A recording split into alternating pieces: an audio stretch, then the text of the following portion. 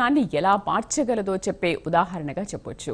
ఇన్ని సమస్యలున్నా గత పాలకులు ఏం చేశారు? ఇప్పుడు ప్రజల మాటే పాలకులకు దారి చూపుతోందా? అసలు ఏం చేయబోతున్నారు కూటమి ప్రభుత్వం? చర్చిద్దాం. దీనిపైన డిబేట్లో పార్టిసిపేట్ చేస్తున్నారు మనతో పాటు రేగిడి లక్ష్మణరావు గారు, వైసీపీ అధికార ప్రతినిధి, బండారు వంశీకృష్ణ గారు, టీడీపీ అధికార ప్రతినిధి, అండ్ రాజకీయ విశ్లేషకులు వీరశేఖర్ గారు. నమస్తే అండి. ముందుగా మీ అందరికీ happy new year. Happy new year అండి. వంశీ గారు, లక్ష్మణరావు గారు, థ్యాంక్ యూ. రైట్, వంశీ గారు నమస్తే. మేడం గుడ్ మార్నింగ్ అండి. సారీ, గుడ్ మార్నింగ్ చెప్పొచ్చు, ఇంకా ఎంజాయ్మెంట్ నుంచి బయటికి రాలేదు. రైట్, వంశీ గారు కాబట్టి గుడ్ మార్నింగ్ చెప్పొచ్చు. వంశీ గారు ఏమంటారు? గిరిజనుల్ని ఇంతగా అసలు ఎవరైనా ఏ ప్రభుత్వమైనా పట్టించుకుందా? ఒకవేళ పట్టించుకున్నా కూడా సర్వేలు, మీరు ఎటువంటి సర్వేలు చేశారు వీళ్ళపైన? అంటే ఒక మహిళ అంత దీనంగా అడగగానే ఒక 1500 మందికి ఇవాళ మీరు ఇంత సర్వీస్ చేస్తున్నారు, ఒక బ్లడ్ బ్యాంక్ ను ఏర్పాటు చేశారు అంటే కూటమి ప్రభుత్వ పాలన ఏ విధంగా ఉందనే విషయం చాలా స్పష్టంగా అర్థమవుతోంది. ఏంటి ఎలాంటి సర్వేలు చేశారు, లేదా సేవలు ఇంకా ఏమైనా చేయబోతున్నారా? మేడం ముందుగా అందరికీ కూడా నూతన సంవత్సర శుభాకాంక్షలు. అలాగే ప్యానల్లో ఉన్న మిత్రులకు, ప్రైమ్ లైన్ వీక్షకులందరికీ గుడ్ ఈవినింగ్.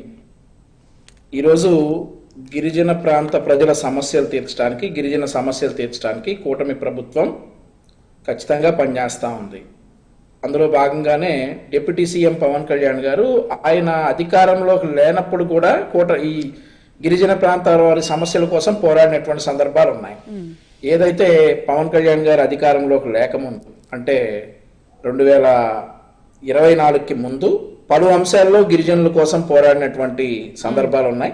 వచ్చిన 18 నెలల్లోనే ఆయన ఉప ముఖ్యమంత్రిగా, డిప్యూటీ సీఎంగా అండ్ ఆల్సో అధికారంలోకి వచ్చినటువంటి 18 నెలల్లోనే ఆయన ముఖ్యంగా అడవి తల్లి బాట అనేటటువంటి కార్యక్రమంలో ట్రైబల్ గ్రామాల అభివృద్ధికి పవన్ కళ్యాణ్ గారు నడుం బిగించారు. ఈ అడవి తల్లి బాట అనే కార్యక్రమాన్ని అల్లూరు సీతారామరాజు జిల్లా నుండి ప్రారంభించారు.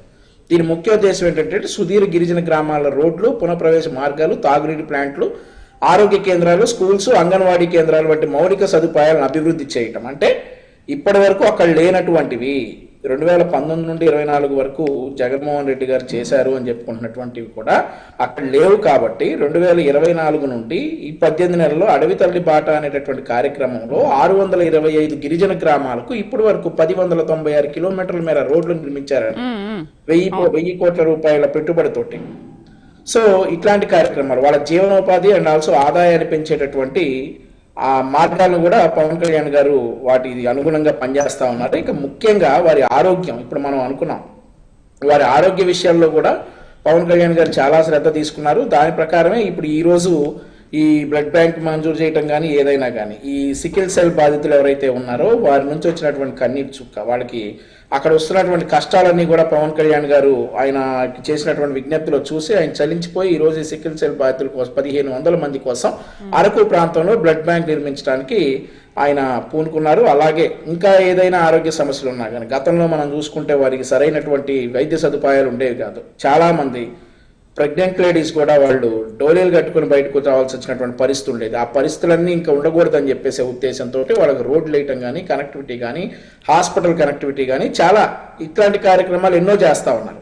18 నెలల్లోనే ఇంత మార్పు తీసుకొస్తే డెఫినెట్లీ 5 సంవత్సరాల పాలనలో పవన్ కళ్యాణ్ గారి మార్క్ డెఫినెట్లీ అక్కడ కనిపిస్తూ ఉంటుంది అయితే నేను అనుకుంటా ఉన్నా. రైట్, లక్ష్మణరావు గారు నమస్తే అండి. లక్ష్మణరావు గారు నమస్తే. Good evening. నమస్తే. గుడ్ ఈవినింగ్ లక్ష్మణరావు గారు. చాలా ప్రమాదకరమైన సికిల్ సెల్ ఎనిమియా